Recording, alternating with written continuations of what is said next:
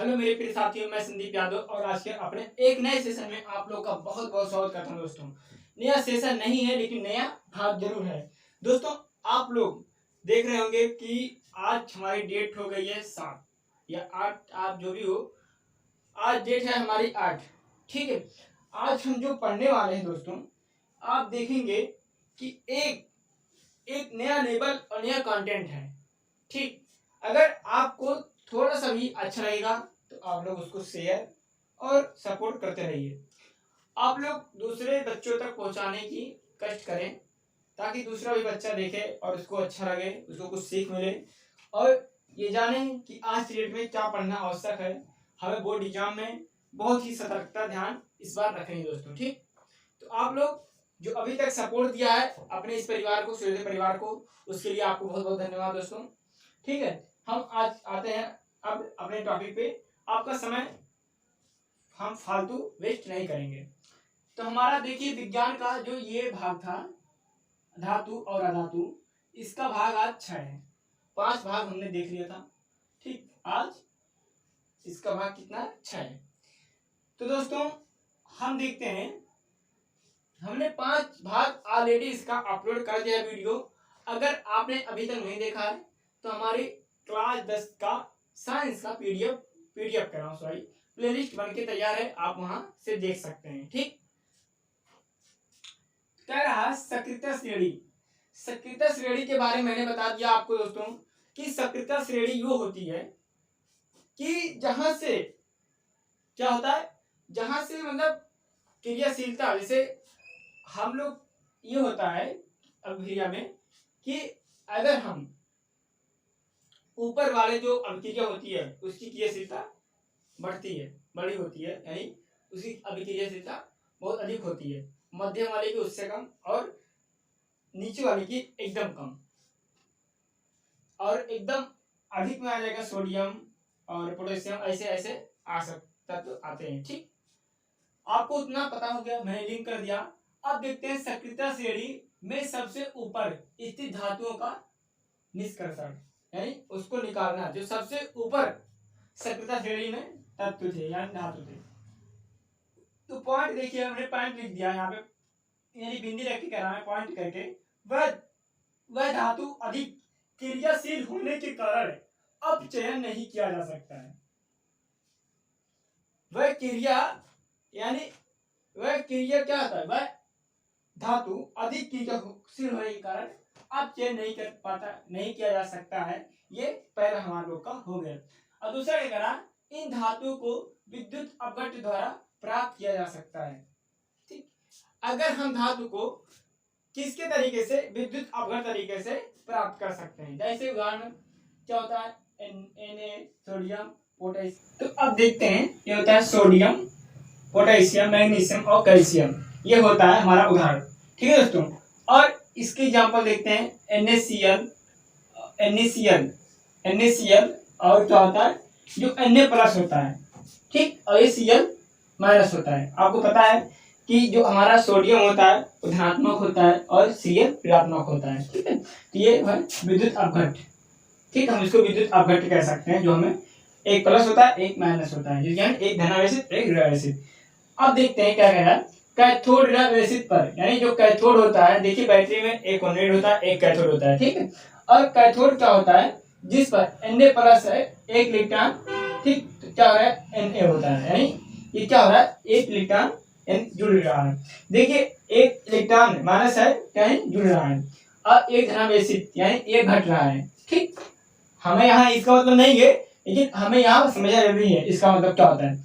और देखिए 2Cl और Cl2 और 2 इलेक्ट्रॉन यहाँ पे देखिए जा रहा है। ठीक है, तो ये कहने का तात्पर्य है कि कैथोड का मतलब होता है क्या, ऋणावेशित, और एनोड का मतलब होता है धनावेशित। ठीक, यानी बैटरी में दो सिरा होते हैं कि नहीं, एक कैथोड होता है एक एनोड होता है। दोस्तों, मध्य में स्थित धातुओं का निष्कर्षण, मध्य में स्थित धातुओं का जो निष्कर्षण होता है वो देखते हैं। हमारे 3 स्थिति होती है, एक सबसे ऊपर वालों की, एक मध्य की और एक क्या कहते हैं निचले स्तर वाली की। ये किसमें होती है, सक्रियता श्रेणी में। ठीक, कह रहा है मध्य में स्थित धातुएं Zn, Fe, Pb और Cu। ठीक, Zn यानी जिंक होता है, और Fe आयरन होता है, और Pb यानी लेड होता है, और Cu क्या होता है, कॉपर होता है। ठीक है। सल्फाइड या कार्बोनेट की तुलना में, सल्फाइड और कार्बोनेट की तुलना में धातु को उसके ऑक्साइड से प्राप्त करना अधिक सरल है। क्या करें दोस्तों, एक बार और देखते हैं।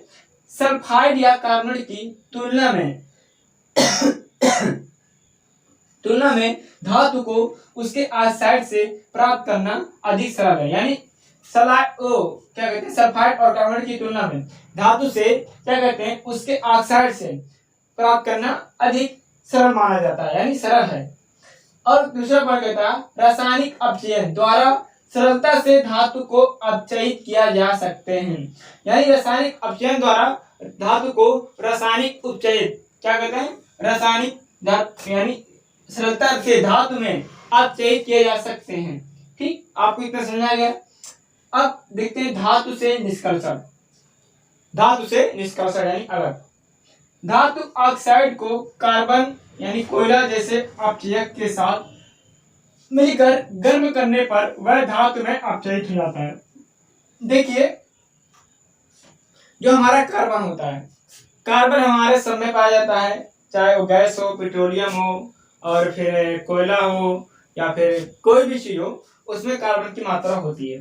ठीक, आपको ये कह सकते हैं कि कार्बन सब में पाया जाता है। तो क्या कह रहा है, धातु ऑक्साइड को कार्बन यानी कोयला जैसे अपचयक के साथ मिलकर गर्म करने पर वह धातु में अपचयित हो जाता है। उसको अगर गर्म करेंगे तो क्या हो जाएगा, वो धातु में अपचयित हो जाएगा। ठीक, जैसे एग्जांपल ZnO।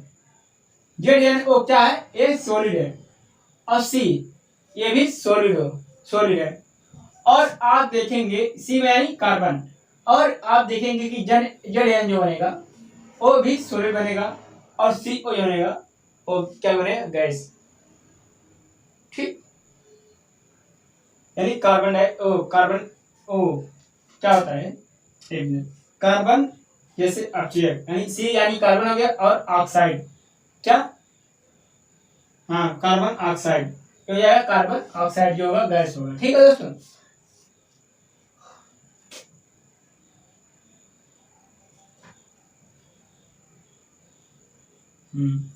अब देखते हैं नीचे आने वाले धातुओं का निष्कर्षण। नीचे आने वाले धातुओं का निष्कर्षण, यह बहुत ही ये बहुत ही अनिविक्रिय क्रिया होती है। ये देखो, क्रिया अनिविक्रिय मतलब एक निचला स्तर का, यानी ऐसे कह सकते हैं कि ये बहुत कम क्रियाशील होते हैं। ये बहुत कम क्रियाशील होते हैं, जिसे कह सकते हैं हम अनिविक्रिय होते हैं। यानी अनिविक्रिय मतलब जो क्रिया ना करते हैं, यानी जो क्रिया करते हो लेकिन पता ना चलता हो, यानी अनिविक्रिय क्रिया होते हैं, अनिविक्रिय होते हैं। इन धातुओं के ऑक्साइड को केवल गर्म करने से ही धातु प्राप्त किया जा सकता है। ऑक्साइड को केवल गर्म करने से धातु प्राप्त किया जा सकता है, और किसी माध्यम से प्राप्त नहीं किया जा सकता है। अगर आप जो अनपक्रिय धातु होते हैं उनको कहता रहा है कि अगर उनको प्राप्त करना है तो उनको गर्म करके प्राप्त किया जा सकता है। ठीक, जैसे Hg का निष्कर्षण सिन-बार HgS, जिसको हम लोग कहते हैं लेड। जैसे HgS हो जाएगा, 3O2 हो जाएगा। आपको यहाँ पे दिख रहा है HgS और O2। ठीक, तो क्या हो जाएगा, यहाँ 2Hg है तो 2HgO हो जाएगा। यहाँ पे O है, O 2 है, यानी ऑक्सीजन के 2 अणु हैं, तो यहाँ पे ऑक्सीजन बराबर हो गया। अब देखते हैं बचा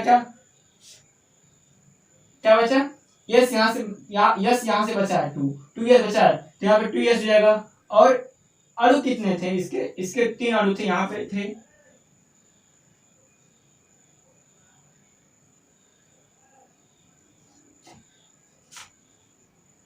हाँ, 3 अणु यहाँ पे थे, उसके 3 अणु यहाँ पे देखिए, यहाँ पे 2 बार, और यहाँ पे 4, यहाँ पे 6।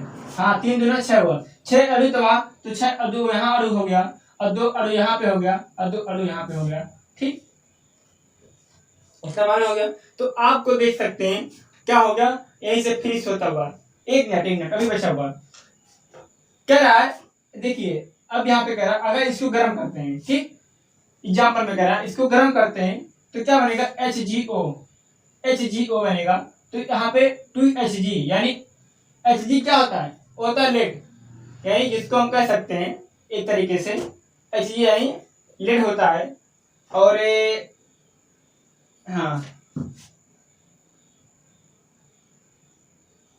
हाँ इसको सिनाबार कहते हैं। ठीक, Hg जो होता है वो होता है एक तरह का, क्या कहते हैं, एक तरह का अनिक्रिय होता है। वो तरह के क्या, वो क्रिया करता है लेकिन हमें मालूम नहीं होता है, वो भी एकदम बहुत कम क्रियाशील होता है। तो देखिए Hg 2Hg है ना, तो यहाँ पे 2Hg लिख चुके हैं हम लोग, और बचा क्या है O, तो O2 यहाँ से बाहर हो जाएगा। ठीक, यानी O2 बचेगा। आपको इतना समझ में आ गया होगा दोस्तों, मुझे पूर्ण विश्वास है आपको पूरा समझ में आ गया होगा। देखिए मेरे कहते नहीं मुंह में कुछ, मेरे माउथ में कुछ प्रॉब्लम आ गई था, जिससे मैं बोल नहीं पा रहा था। ठीक, बहुत दर्द अभी भी हो रहा है, लेकिन मैंने आपके लिए क्लासें ली हैं। ठीक है, अब मुझे बहुत कुछ प्रॉब्लम हो गया था जिससे मैं यहाँ पे उपस्थित नहीं हो पा रहा था, तो आपके लिए मैं उपस्थित हुआ हूँ और आप लोग सपोर्ट करते हैं दोस्तों। अपने सूर्योदय क्लासेस को बहुत दूर लेके जाना है दोस्तों, बस आपके ही भरोसे से मैं यहाँ पे उपस्थित हूँ। ठीक है, तो आप भरोसा कायम रखिएगा दोस्तों। बाकी अगर आप इसका नोट्स लेना चाहते हैं तो हमारे व्हाट्सएप ग्रुप से जरूर लीजिएगा, नीचे डिस्क्रिप्शन में लिंक दिया गया है, और हमें इंस्टाग्राम में फॉलो जरूर कीजिएगा दोस्तों। ठीक है, तो आप लोग पढ़ाई करते रहिए, मस्त रहिए दोस्तों, और मेहनत करना मत छोड़िएगा, और भरोसा जमाए रखिएगा कि इस बार बोर्ड एग्जाम 2024 में कुछ हम बड़ा करने वाले हैं दोस्तों। ठीक है, तो आज का सेशन यहीं पे एंड होता हुआ। ठीक है दोस्तों, तो अपना ख्याल रखिएगा और सबका सम्मान कीजिएगा। जय हिंद, जय सूर्योदय क्लासेस।